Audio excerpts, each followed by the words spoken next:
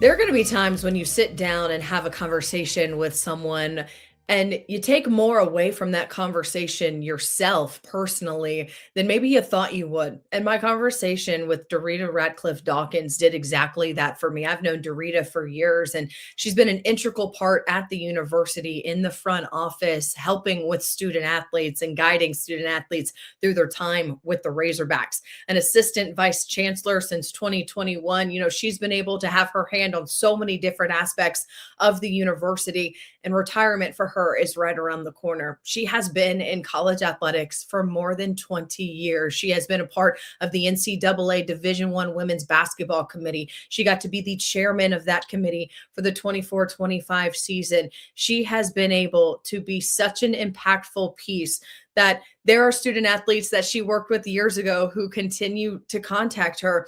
And for her to be able to sit down with me and have such a raw, open conversation about her trajectory in her career, the way that college athletics is unfolding right now, what it's meant to her to play a role in some changes at the university, and exactly where she wants to see sports like women's basketball go. It was an honor to be able to hear those from someone who has been in this business for so very long. I hope you enjoy my conversation with Derita Ratcliffe Dawkins. You've done this a long time. When you look at the career as a whole, is it something you can even sum up and begin to think about? A little bit. Because I started my countdown about 2.5 years out from retirement, and just thinking about what I need to do and how I need to do it on my way out, has allowed some of that. The first day of the school year, I posted something on LinkedIn about this being the last first day. And I'd said, oh, maybe I'll do this monthly. Yeah, no. But maybe quarterly, I don't know.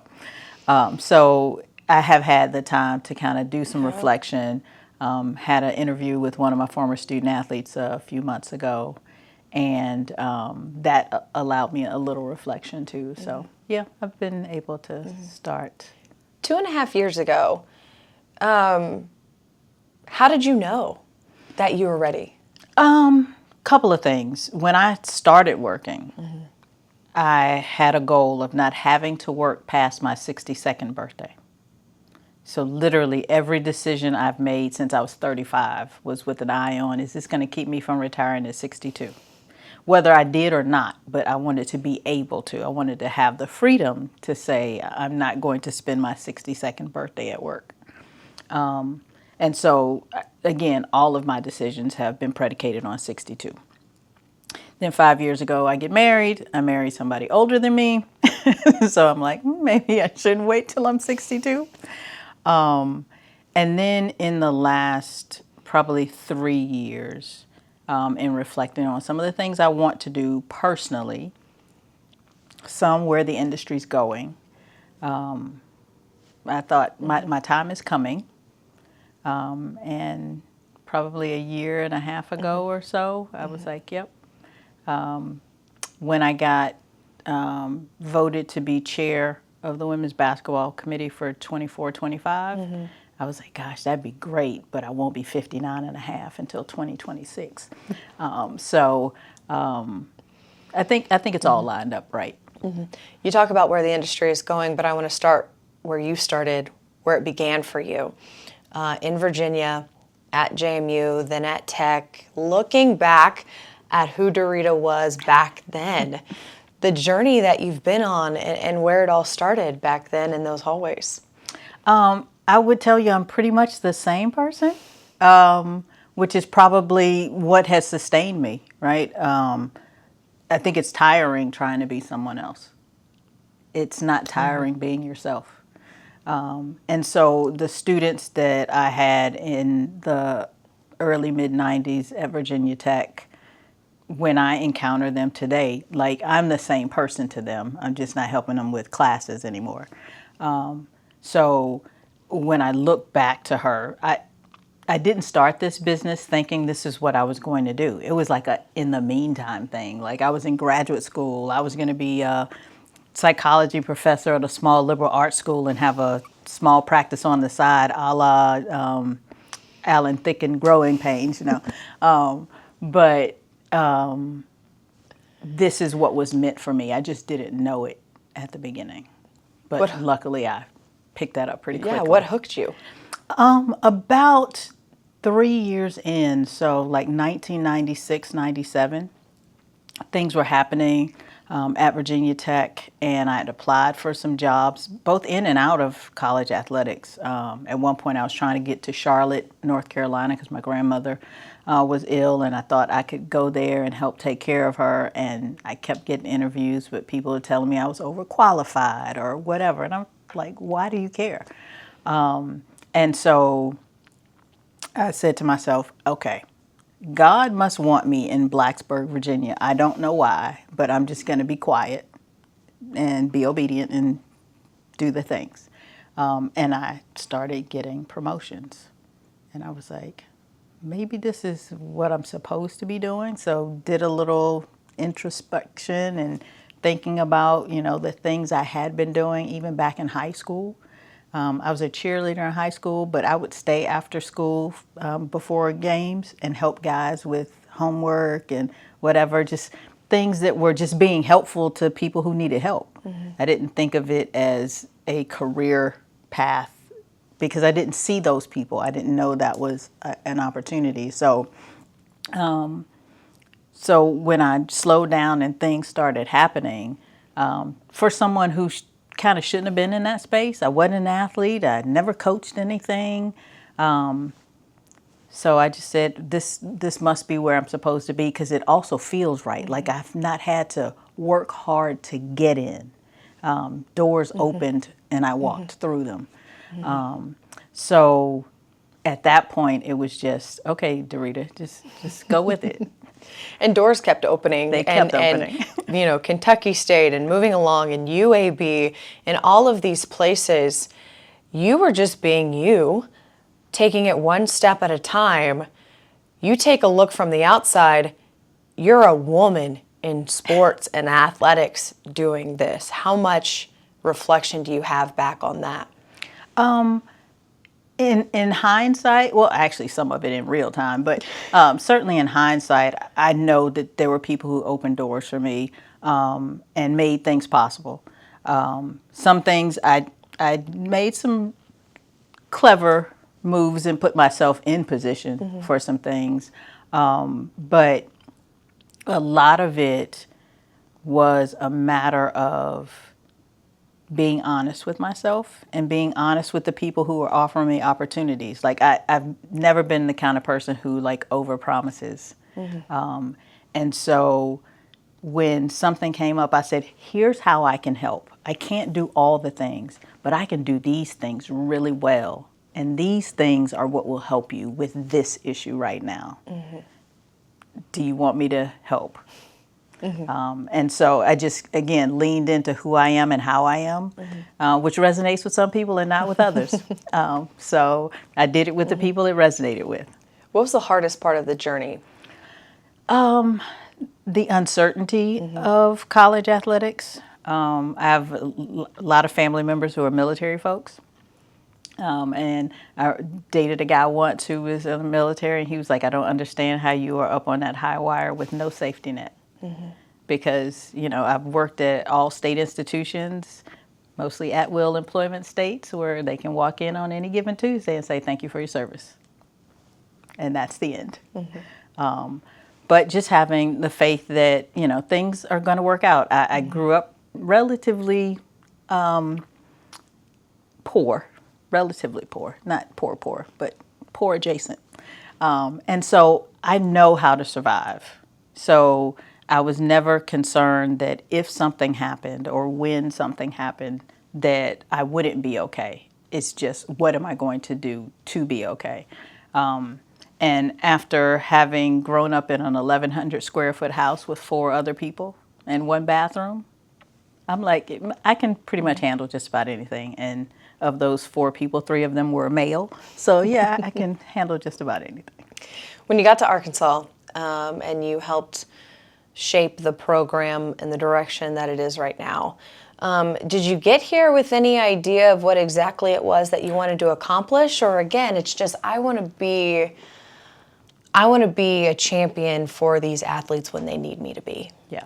So, as you know, I was hired here under the previous athletic director, which made the third time we worked together.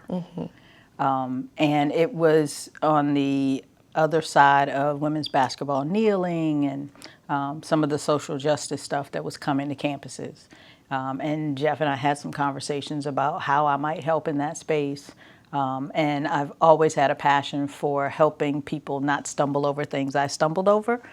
So helping young professionals in the department kind of find their path and explore opportunities. So those were things that he was like, I think that's a space you can fill in the staff. Unfortunately, we were here together for 6 months, which is pretty much our track record, honestly. I think we might have made it a year at Eastern Kentucky together. But so coming here, the way I looked at it when he and I talked about it, I said, okay, one more adventure. Because I thought I was going to retire at UAB. I'd bought a condo in a building where 60% of the people were already retired and was going to ease into this thing at 50. And when he reached out to me, I was like, oh, okay, because I had interviewed here before. And I thought, this is coming to me for a reason. So I'm going to lean into it and see what I can do and how I can help and what I can bring. At the time, Julie Cromer was here, John Fagg was here, and the idea was all of those individuals were great professionals. I was just something different that fit with that mix of people. And Jeff's idea that, we would be a really great team, all of us together, Matt Trantham, et cetera. So again, I just looked at it as one more adventure, and it has been that. Yeah. Let me ask you from an administrative point of view, when athletes, programs, when all of that started, being more vocal as an athlete, having a platform, having a say, demonstrating beliefs, on your side of things, how do you help navigate that?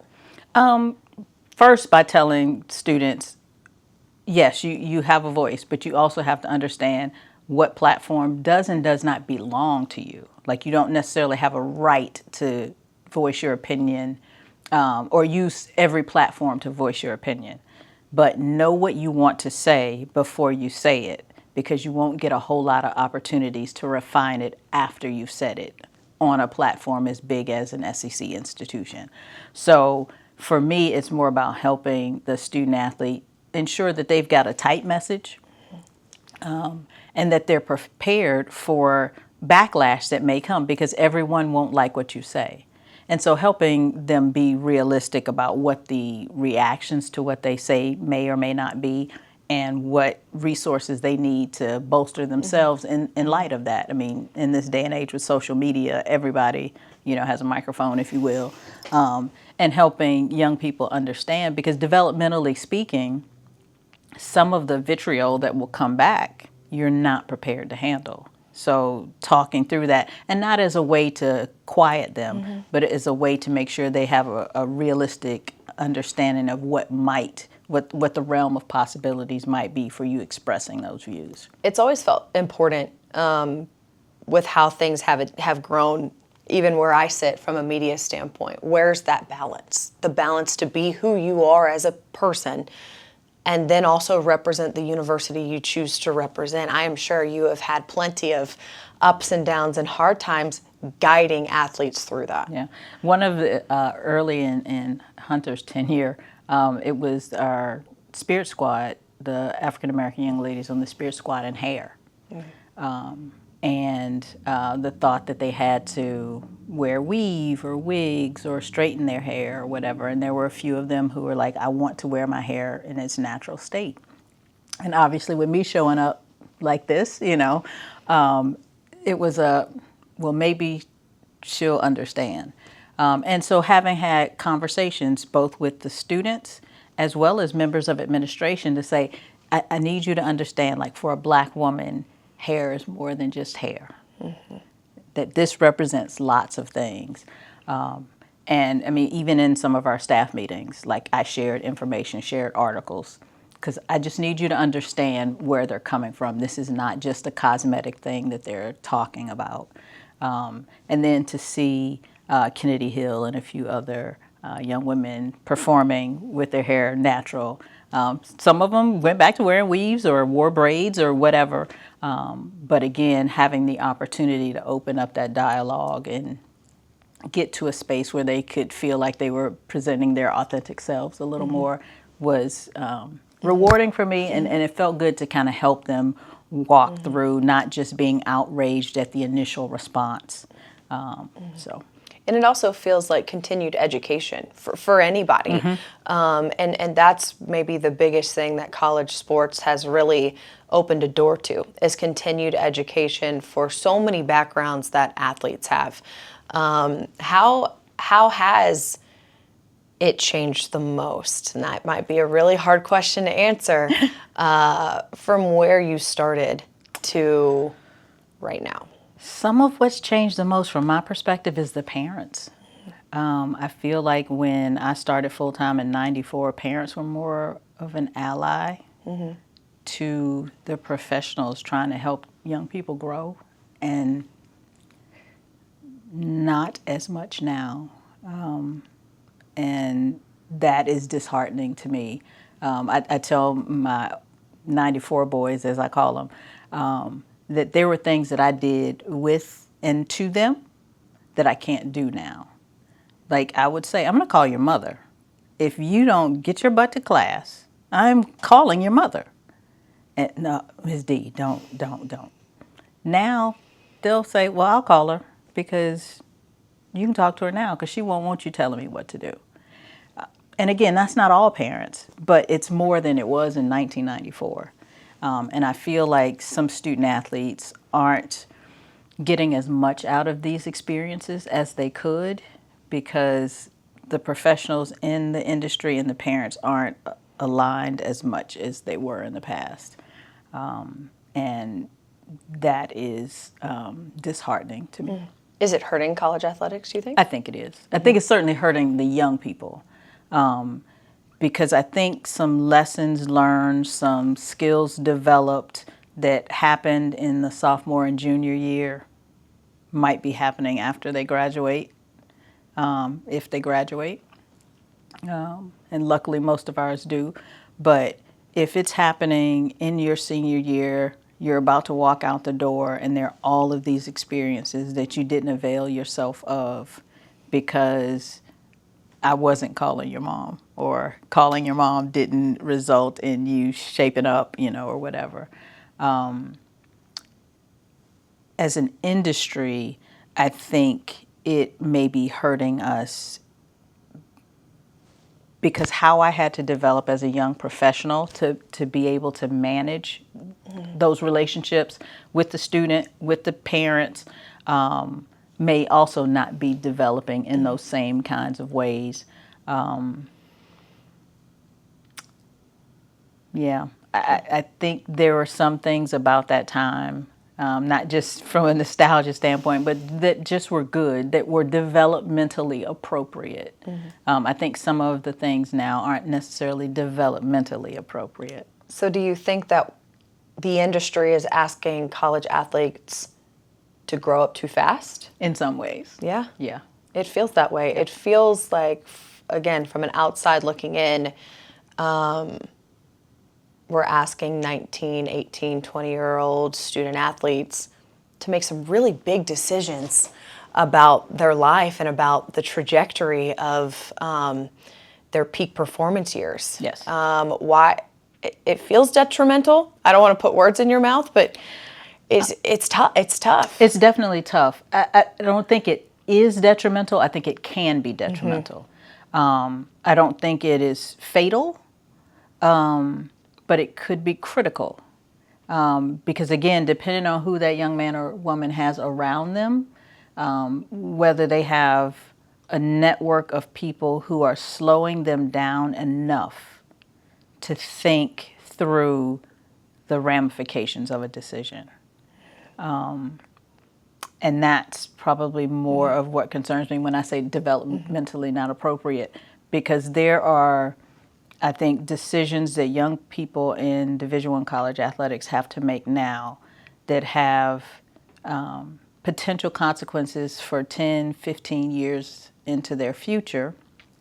When you look at, the early days of NIL, some of the contracts folks were signing and what they were signing away, and what that meant. I mean, you just, at 18, 19, 20, you're not thinking about your 35, 40-year-old self.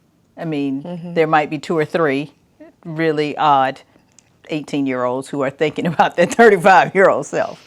But you're making decisions that are going to impact your 35-year-old self. And again, if you don't have a network of people around you who can slow you down enough to consider that and make some really sober decisions about what you're doing, transferring from school A to school B to C, knowing the numbers of people who do or don't go into professional sports and how long those careers are, and therefore how important that college degree is, that you have reduced your likelihood of getting every time you transfer. So I think it can be detrimental. It doesn't have to be, but it certainly can be. Is it harder for women right now in college athletics in that space, or is it just everyone's trying to keep up with everybody else? Well, there's always been some of the everybody trying to keep up with everybody else. I think there are a lot of opportunities for young women in college athletics right now with regard to NIL as it was intended, because we spend a lot of money. Women control so much of the economics of families in this country. So young female student athletes as influencers in, spaces with regard to products and clothing and services. I mean, there's so much opportunity. I think, unfortunately, people have conflated rev share and NIL. And so the idea that I should get the money, I shouldn't do anything for the money. And like I try to tell people all the time, just think of NIL as a job. So you're saying, can all student athletes get a job? Yes, they can. But you have to go apply for the job. You have to show up to the job. You have to do the job. So I think it's a great time for female student athletes because there's levels of exposure that have never existed before. There are fewer ready-made opportunities, I think. Where would you like to see it go? I would like to see it. I would like to see the Livy Dunn example maybe scale down a little bit and spread wider. The things that, Livy's gotten a lot of attention. Angel Reese got a lot of attention. Interestingly enough, we're talking about 2 LSU students, but those kinds of things, but showing the possibility for young women across the board and helping maybe what used to be resume writing and student athlete development is now brand development and brand outreach to help them understand how to take their however many Instagram followers and turn that into an NIL deal. How they can do all their get ready with me's that they like to do on TikTok and turn that into an NIL possibility, whether it's a local boutique where you're going to their location and you're doing a get ready with me with their products and, some of those kinds of things, and helping them to understand the value of some in-kind NIL, that everything doesn't have to be money, but that you're getting product because you do go to Evada for your skincare or whatever, and working with businesses to do some of those kinds of things. So I think with women's student athletes in particular, just expanding the view of what is possible and how to engage in the space that makes sense for you. I love that you brought up Angel Reese because I want to talk about basketball and women's basketball because I know it's near and dear to your heart. And man, have we seen this sport just absolutely boom, which has been really fun to watch, specifically over your last couple of years with the committee being the chair last year. How exhilarating is it to see this sport get so much attention? Amazing. My mother played basketball in college in the late 50s, and I grew up, we would go watch Old Dominion games, in the early and mid 80s when they were doing their thing, and to then get on the women's basketball committee the same year my mother passed away, within months of my mother passing away. Felt, first of all, like a salve, if you will. Like it helped me in the grieving process with my mom. My mother's name was Nina, and when I joined the women's basketball committee, the chair of the committee was Nina King. And I was like, this is not just happenstance. But so my first NCAA tournament on the committee was in San Antonio, where we were in the controlled environment. So Sedona Prince and the weight room and all the things.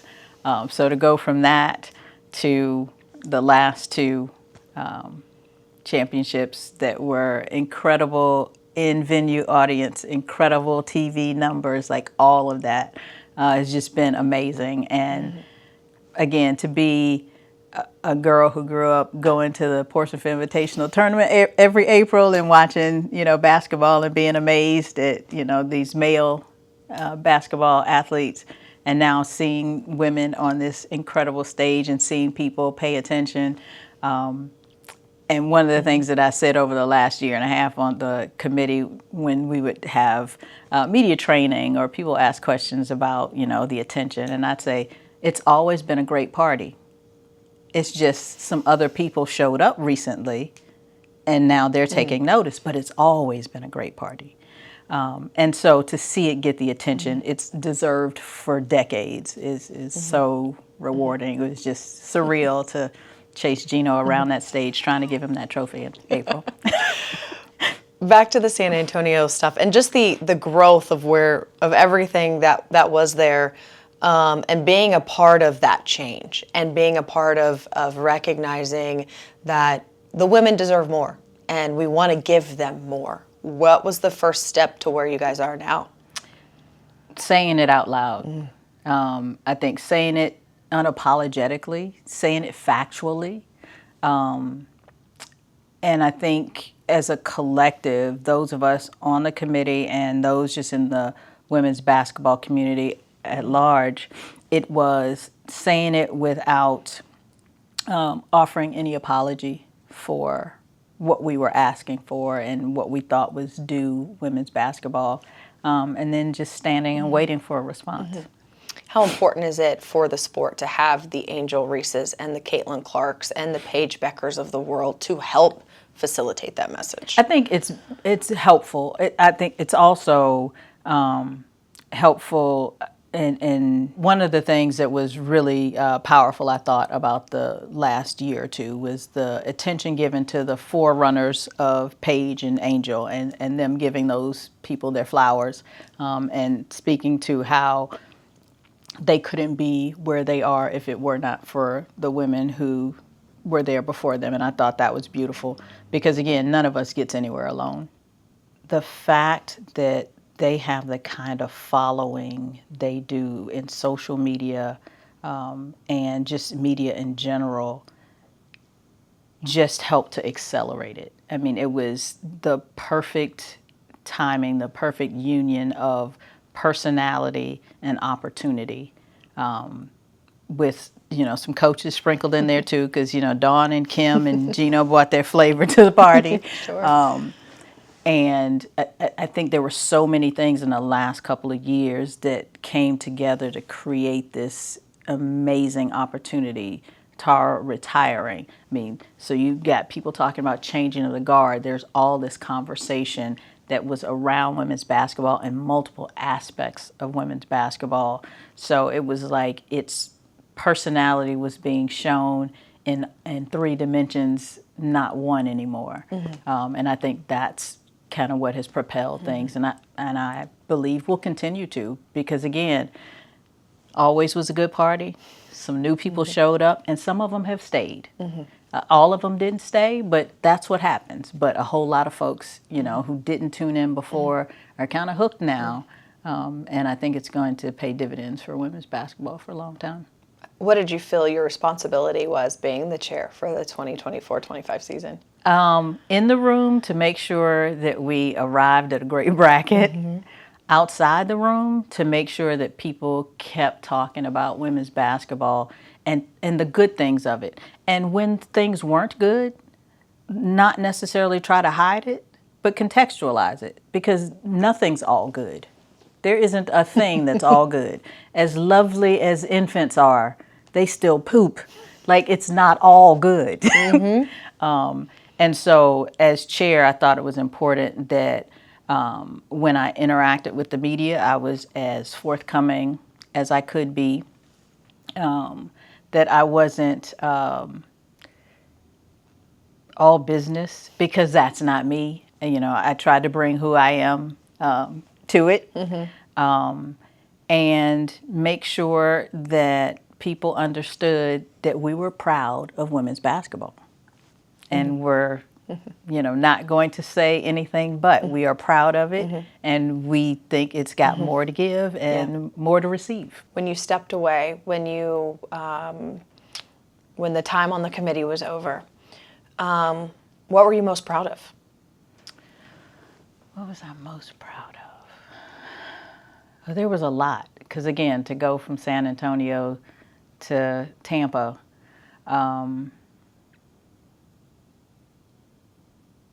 I think I was most proud of the consistent improvement over those 5 years that I saw. I was proud of the fact that in the 5th year we could focus on the tournament. We didn't have to focus on gender equity reports and all of the stuff that year 2 and 3 was really heavy on. I mean, those were really heavy years. That's growth. On that committee. Yep. But we could get back to just the tournament.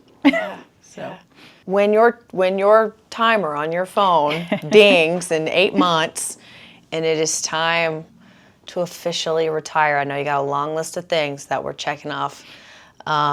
What do you want your legacy in this industry to be? That I helped. That I helped make it better. I helped make someone better. That someone figured something out because I was willing to stop and listen.